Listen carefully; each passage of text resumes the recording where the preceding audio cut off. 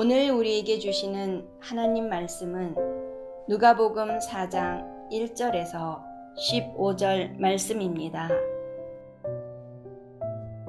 예수께서 성령의 충만함을 입어 요단강에서 돌아오사 광야에서 40일 동안 성령에게 이끌리시며 마귀에게 시험을 받으시더라. 이 모든 날에 아무것도 잡수시지 아니하시니 날수가 다함에 줄이신지라. 마귀가 이르되 내가 만일 하나님의 아들이거든 이 돌들에게 명하여 떡이 되게 하라. 예수께서 대답하시되 기록된 바 사람이 떡으로만 살 것이 아니라 하였느니라.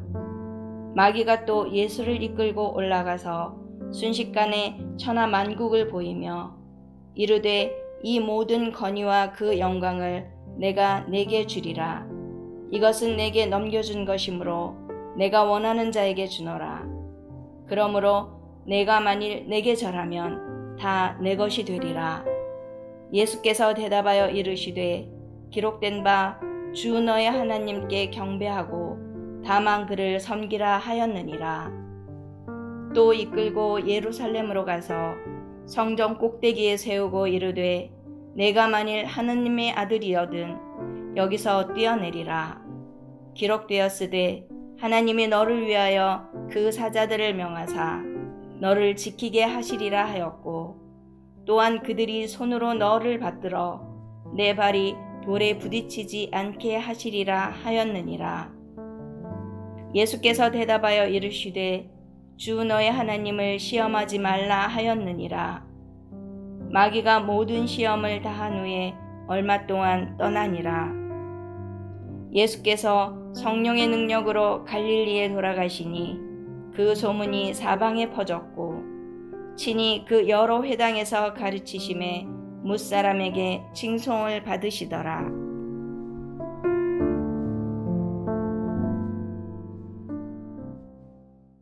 오늘 본문은 예수님께서 사탄의 시험을 이기신 사건을 기록하고 있습니다. 예수님께서 광야에서 시험당하신 사건은 아담이 에덴 동산에서 시험당한 사건과 밀접하게 연관되어 있습니다. 오늘 본문의 바로 앞절에 누가복음 3장 38절을 보게 되면 그 위는 에노스요, 그 위는 셋이요, 그 위는 아담이요 라고 기록하면서 아담과 그 다음에 4장 1절에서 예수 그리스도를 연이어 설명하고 있는 것을 볼 수 있습니다. 사도 바울의 비유와 같이 첫째 사람 아담과 마지막 사람 예수 그리스도 이 두 인물을 한 절을 사이에 두고 연이어 소개하고 있는 것입니다. 첫사람 아담은 에덴 동산에서 시험에 굴복했습니다. 그러나 마지막 아담으로 오신 예수 그리스도께서는 광야에서 시험에 승리하신 것입니다. 예수님의 광야에서 사탄의 시험을 승리한 사건은 예수님께서 십자가에서 승리할 것임을 보여주고 있고 더 나아가 예수님께서 이 땅에 재림하실 때 최후로 승리하실 것임을 예견케 하는 승리입니다. 그리고 이 승리는 또한 예수님을 믿는 우리 모든 그리스도인들에게도 승리가 있을 것임을 예견케 하는 본문인 것입니다. 예수 그리스도를 따라 사는 그리스도인들인 우리들도 지금은 비록 마귀의 시험에 자주 넘어지기도 하지만 시간이 지날수록 점점 시험에서 이기고 승리하는 용사가 될 것을 기대하게 만드는 말씀이 바로 오늘의 본문입니다. 파테아 선교교회가 말씀과 기도로 잘 준비되어 마귀의 시험을 이길 수 있는 교회가 될 수 있기를 주님의 이름으로 축원합니다. 사탄은 하나님의 아들이신 예수님조차 집요하게 오늘 본문과 같이 오만방자한 말로 공격합니다. 사탄이 예수 그리스도조차 공격했다면 그리스도인들을 시험에 빠지게 하기 위해 우는 사자와 같이 두루 다니며 오늘도 삼킬 자를 찾고 있다는 이 성경의 말씀은 현실적인 말씀입니다. 사탄은 실제합니다. 여러분께서 믿든지 믿지 않든지 사탄은 실제합니다. 그런데 그리스도인은 사탄을 무서워해서는 안 됩니다. 그러나 사탄을 무시해서도 안 된다는 것을 기억하고, 사탄은 우리가 무시하거나 무서워할 대상이 아니라 구원받은 성도로서 오늘도 이 새벽에 기도하며 성령님을 의지하고 우리가 물리쳐야 될 대상임을 생각해야 합니다. 오늘 본문은 사탄이 성도를 넘어뜨릴 때 그 무기가 무엇인지를 찾는 것에 있습니다. 야고보서 4장 1절에는 다음과 같은 말씀이 있습니다. 너희 중에 싸움이 어디로부터, 다툼이 어디로부터 나느냐? 너희 지체 중에서 싸우는, 그 다음 절을 따라하겠습니다. 정욕으로부터 나는 것이 아니냐. 사탄의 공격이 놀랍게도 우리의 욕심과 연결되어 있다는 것입니다. 우리나라에 로또라는 상품이 있습니다. 매주 약 500만 명의 사람들이 로또를 산다라고 나와 있습니다. 현재 최고 당첨 금액이 2003년에 한 경찰관이 탔던 407억 원이라고 합니다. 그 환상을 가지고 많은 사람들이 매주 로또를 사고 있습니다.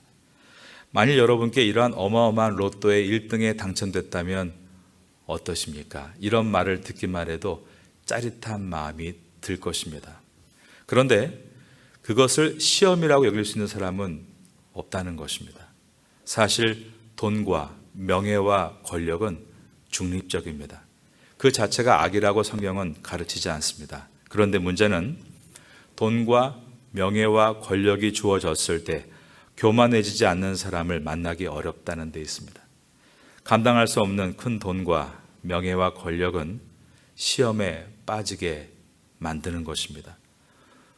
돈도 내가 감당할 수 있을 때 시험에 들지 않을 수 있고, 명예도 권력도 내가 감당할 수 있을 때 주님의 뜻을 이루어갈 수 있습니다.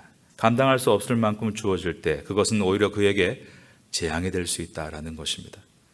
잠언의 아굴의 기도에 이런 기도가 나와 있습니다. 나를 부하게도 마옵시고 가난하게도 마옵소서. 무슨 말입니까?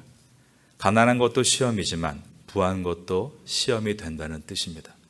우리가 아파서 시험을 당하는 경우 분명히 있습니다. 그러나 아픈 것만이 시험의 원인이 아니라 건강한 것도 시험의 원인이 될 수 있다는 것입니다. 실패만 시험이 되는 것이 아니라 성공도 시험이 될 수 있다는 것입니다. 불편해서 당하는 시험이 있지만 사실은 안락해서 당하는 시험이 더 큰 시험이 되기도 합니다. 사무엘서를 보게 되면 다윗이 사울을 죽일 기회가 2번이 나옵니다. 다윗의 신하들이 이것은 하나님께서 주신 기회입니다 라고 했습니다. 만약에 다윗이 신앙적으로 분별력을 잃어버렸다라면 그도 이것이 하나님의 기회라고 믿고 영락 없이 사울을 죽였을 것입니다. 그러나 다윗은 깨어있는 사람으로 지금 사울을 죽일 수 있는 상황은 기회가 아니라 시험인 것을 알았습니다. 우리가 살다 보면 이것이 기회다 싶고 누가 봐도 기회인 것 같은데 시험일 때가 있다는 것입니다. 이것을 분별하기란 여간 어려운 일은 아닙니다. 사람들을 보면 내 뜻대로 될 때 그것을 시험이라고 말하는 사람은 거의 없습니다. 내 뜻대로 잘 되고 있을 때 목사님께 찾아와서 제가 요즘에 시험에 빠졌습니다라고 말하는 사람은 거의 없다는 것입니다. 모두가 내 뜻대로 안 될 때 찾아와서 제가 시험에 들었습니다라고 말합니다. 그런데 여러분 생각을 해야 합니다. 내 뜻대로 될 때, 내 뜻대로 안 될 때, 그 중에 내 뜻대로 되는 것이 다 축복이고 내 뜻대로 안 되는 것이 다 시험이라고 말할 수 있는가? 나는 분별할 수 있다라고 생각하지만 정말 그런 것인가? 돌아보면 그렇지 않다는 것을 깨닫게 됩니다. 성도에게 중요한 것은 내 뜻대로 되고 안 되고가 아닙니다. 우리가 시험에 빠지지 않는 방법은 항상 내 삶에 내 뜻이 이루어지고 있는가가 아니라 하나님의 뜻이 이루어지고 있는가에 초점을 둘 때 시험에 빠지지 않을 수 있습니다. 예수님은 이렇게 기도하라고 기도문을 가르쳐 주셨습니다. 주기도문에서 뜻이 하늘에서 이루어진 것 같이 땅에서도 이루어지이다. 이 말은 하나님의 뜻이 나의 삶 가운데 오늘도 이루어지기를 원합니다 라고 기도해야 한다라고 하신 것입니다. 인생의 성공은 하나님의 뜻이 나의 삶 가운데 이루어지는 것이 인생의 성공이다 라고 하신 말씀입니다. 이것을 깨닫는 신앙적인 민감함과 성숙함이 있다면 바로 그 사람이 복된 사람입니다. 예수님께서 세례를 받으실 때 너는 내 사랑하는 아들이라 내가 너를 기뻐하노라 하늘에서 음성이 들렸습니다. 그런데 이 음성을 들으신 후에 오늘 4장 1절에서 예수님은 광야에서 시험을 당하고 계십니다. 큰 승리, 큰 기쁨, 큰 성공 뒤에도 시험이 찾아온다는 것입니다. 시험이 언제 찾아오는가? 시험이 찾아오지 않을 것 같을 때 시험이 찾아온다는 것을 기억해야 합니다. 하나님의 아들이신 예수 그리스도조차 시험을 당하셨다는 것은 이 세상에 존재하는 인간 중에 어떠한 사람도 시험에서 면제될 수 없다는 것을 보여줍니다. 우린 모두 시험을 당합니다. 하나님의 사랑하시고 기뻐하는 자임에도 불구하고 시험이 있다는 것을 잊지 말아야 합니다. 만약에 이 자리에도 시험의 고통을 당하는 분이 계시다면 하나님이 나를 사랑하지 않으시거나 나를 기뻐하지 않으시기 때문이라고 생각해서는 안 됩니다. 시험 당하실 때 예수님도 시험 당하셨다는 것을 기억하시고 이 세상 어느 누구도 나의 시험을 이해할 수 없지만 오직 예수님은 나를 이해하신다는 것을 기억하고 그 시험을 감당할 수 있는 모든 지혜와 능력의 원천은 오직 죄가 없으시나 시험을 당하시고 이기신 예수 그리스도께 있다는 것을 바라보고 그분을 의지하고 시험에 맞서 나가야 하는 것입니다. 여러분 모두가 오늘도 여러 가지 시험을 당하거든 온전히 기쁘게 여기라라는 야고보서 말씀과 같이 그 시험을 통해서 오히려 연단을 받고 온전한 성도가 될 수 있게 되기를 예수님의 이름으로 축원합니다.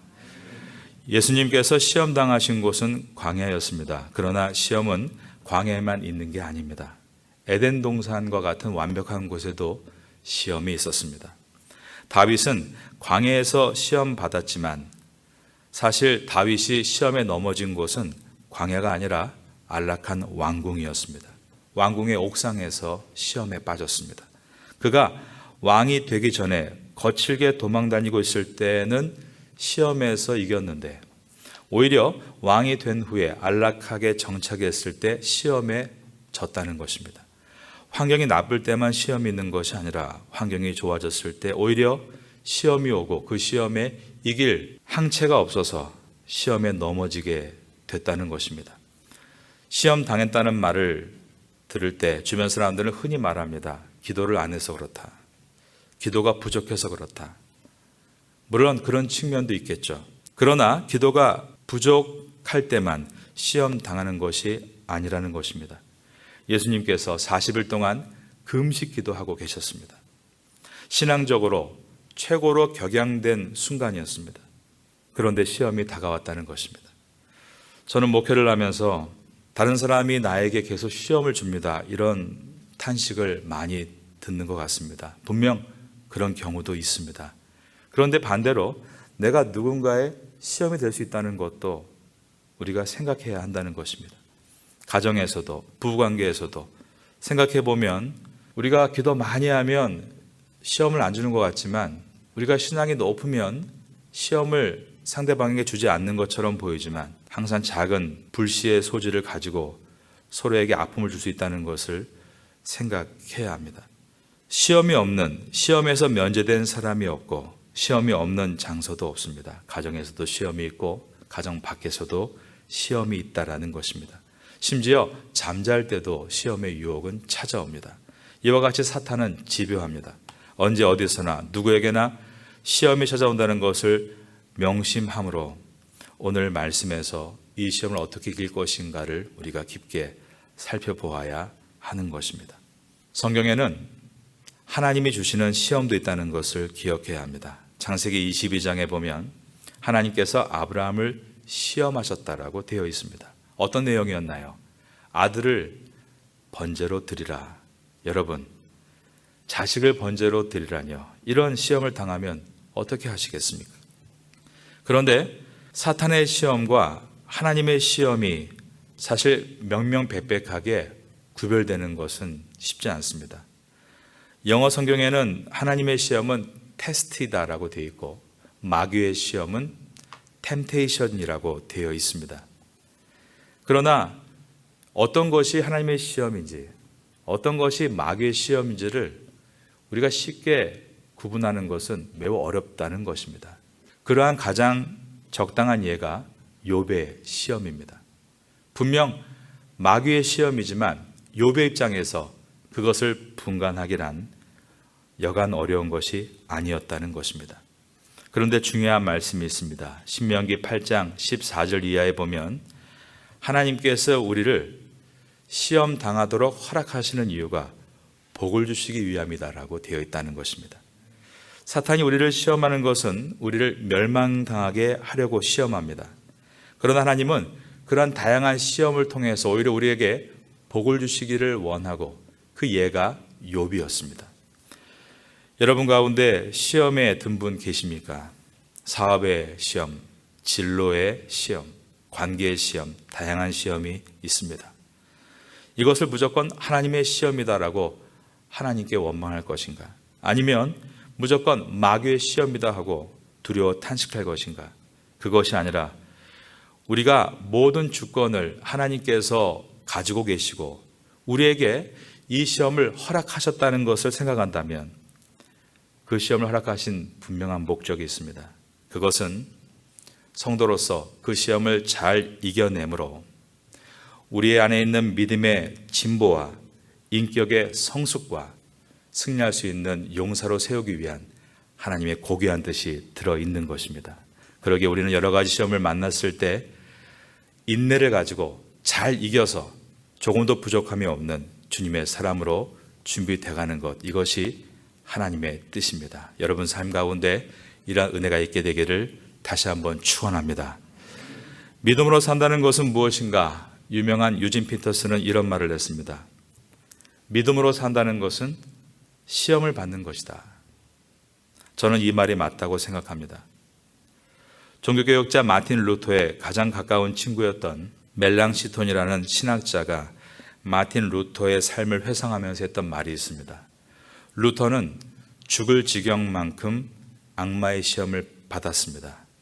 그러나 루터는 자기의 신앙적 고뇌에 깊은 물을 지나면서 오히려 신앙적 항해술을 배웠습니다.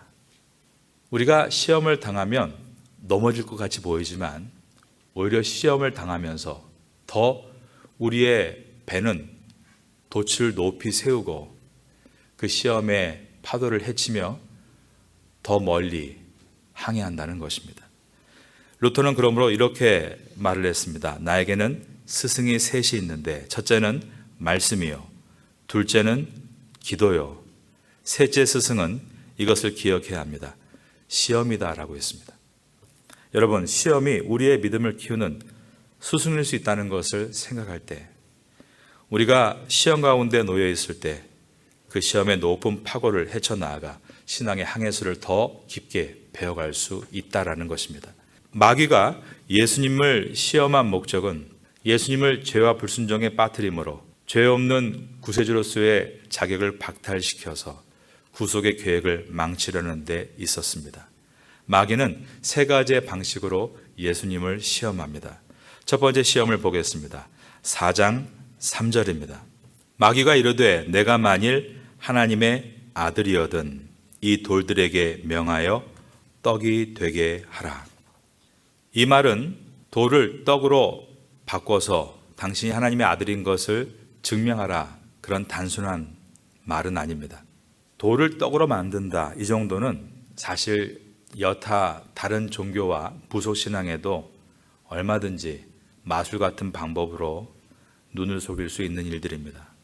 애굽의 바로 앞에 모세가 지팡이를 뱀으로 변하게 할 때 애굽의 마술사들도 지팡이를 뱀으로 변하게 하는 것과 마찬가지입니다. 오늘 본문의 뜻은 하나님의 아들인지 아닌지 돌을 떡으로 만들어 증명하라가 아닙니다.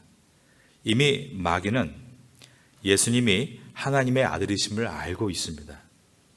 마귀의 말은 이것입니다.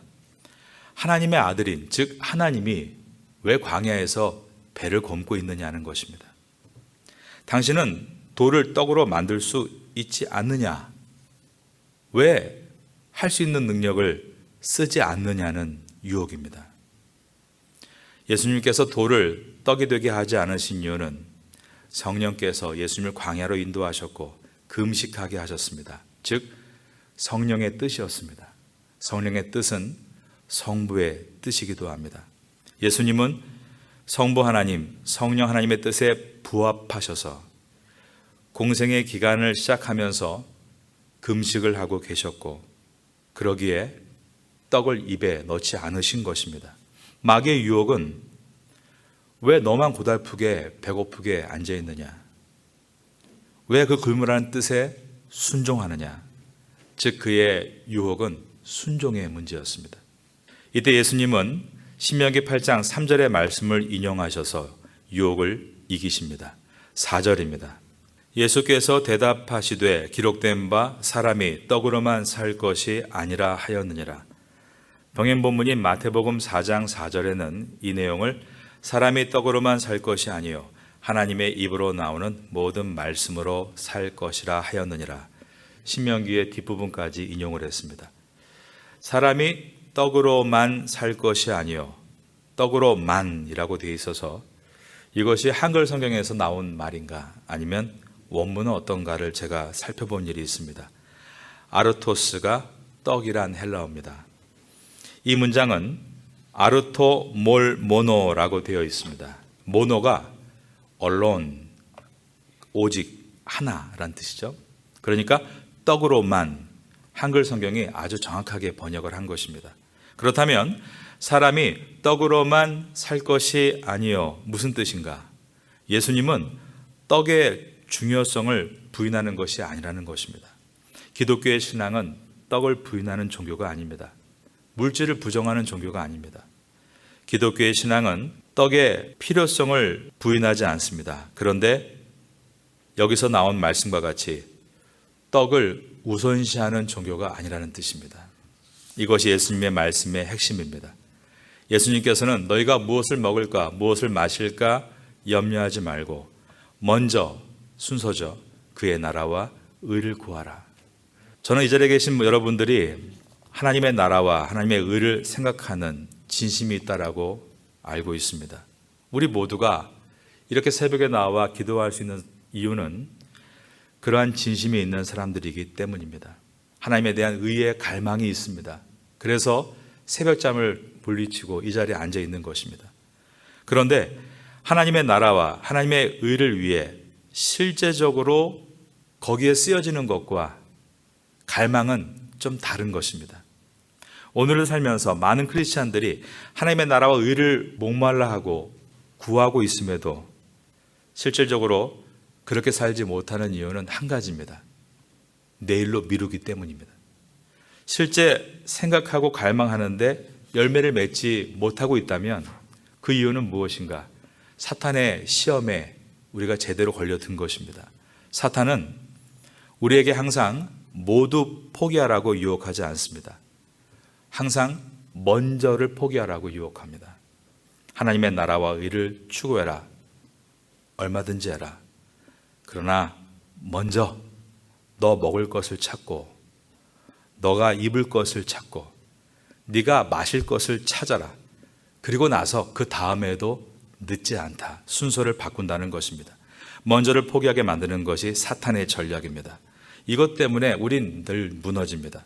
수많은 크리스찬들이 현실에 맞게라는 이유 때문에 전심으로 자신을 드리지 못하고 그렇기 때문에 하나님의 능력도 경험하지 못하는 것입니다.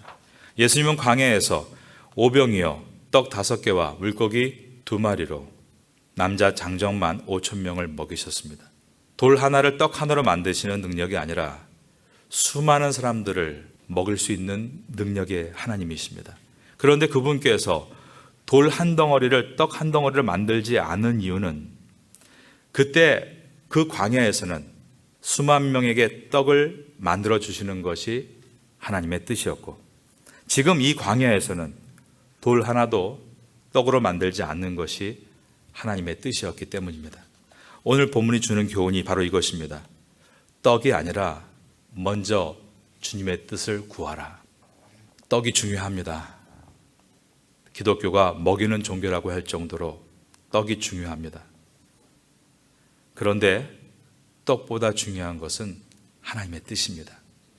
여러분의 가정 가운데 가장 중요한 것은 왜 나를 이 태국에 부르셨는가 하는 하나님의 뜻입니다.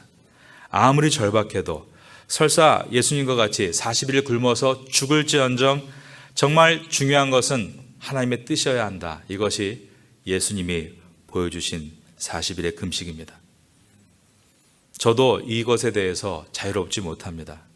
이 자리에서 이렇게 외치지만 이 외침은 저를 향한 외침입니다. 그리고 저도 이제 설교를 마치고 무릎 꿇고 이것을 위해 애통하며 부르짖어야 하는 것입니다. 그러므로 하나님의 뜻을 따르려는 기도는 오늘 하루의 기도가 아니라 우리의 평생의 기도가 되어야 합니다. 예수님께서 대답하시되 기록된 바 사람이 떡으로만 살 것이 아니라 하였느니라. 이것을 마태복음 4장 4절 같은 내용을 사람이 떡으로만 살 것이 아니요. 저를 따라하겠습니다. 하나님의 입으로부터 나오는 모든 말씀으로 살 것이라. 말씀으로 산다라고 했습니다. 그러면 말씀으로 산다는 것이 무엇인가 종합해 보면 하나님의 뜻을 구하고 그 뜻을 말씀으로 듣고 깨달아 그 말씀에 순종하며 사는 것이 말씀으로 사는 것이다. 그 말씀으로 사는 것이 떡으로 사는 것보다 앞에 있을 때 축복을 받는다라고 말씀한 것입니다. 여러분이 이러한 삶을 경험할 수 있게 되기를 주님의 이름으로 축원합니다. 두 번째 시험은 5절과 6절입니다. 마귀가 또 예수를 이끌고 올라가서 순식간에 천하만국을 보이며 이르되 이 모든 권위와 그 영광을 내가 내게 주리라. 이것은 내게 넘겨준 것이므로 내가 원하는 자에게 주노라. 사탄이 좋아하는 말이 나옵니다. 5절에 보면 순식간에, 단번에 이런 말입니다. 사탄은 과정을 무시한다는 것입니다. 결과만을 쫓게 유혹합니다. 순식간에 성공할 수 있다는 말, 그것은 사탄의 거짓말입니다.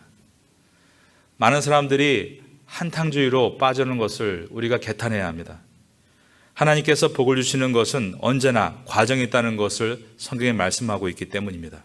아브라함에게도, 이삭에게도, 야곱에게도, 다윗에게도, 모세에게도 모두가 과정이 있었습니다. 성경에 나오는 모든 복을 받은 사람들은 모두가 복을 받기 위한 신앙과 인격과 또한 자기의 준비에 대해서 잘 준비하는 성실함의 과정을 지나갔다는 것입니다. 하지만 많은 사람들은 결과만을 바라보고 그 과정을 스킵하려고 합니다. 인내하고 기다릴 줄 아는 성도의 아름다움이 여기에 있습니다. 세 번째 시험은 마귀가 예수님을 예루살렘 성전 꼭대기로 데려가서 만일 하나님의 아들이어든 뛰어내리라 라고 말합니다. 9절입니다. 또 이끌고 예루살렘으로 가서 성전 꼭대기에 세우고 이르되 내가 만일 하나님의 아들이어든 여기서 뛰어내리라. 그리고 마귀가 성경을 인용하는 것을 봅니다. 10절과 11절입니다. 기록되었으되 하나님이 너를 위하여 그 사자들을 명하사 너를 지키게 하시리라 하였고 또한 그들이 손으로 너를 받들어 내 발이 돌에 부딪히지 않게 하시리라 하였느니라. 이것은 시편 말씀을 인용한 것입니다. 시편 91편 11절과 12절에 그가 너를 위하여 그의 천사들을 명령하사 내 모든 길에서 너를 지키게 하심이라. 그들이 그들의 손으로 너를 붙들어 발이 돌에 부딪히지 아니하게 하리로다. 사탄이 말씀을 인용하고 있습니다. 사탄이 말씀을 잘 알고 있다는 것을 우리가 유념해야 합니다. 그런데 사탄이 말씀을 인용하는 이유는 그 목적이 말씀을 가볍게 만들기 위해서입니다. 말씀을 경멸하게 하기 위해서입니다. 말씀에 불순종하게 하기 위해서 말씀을 인용합니다.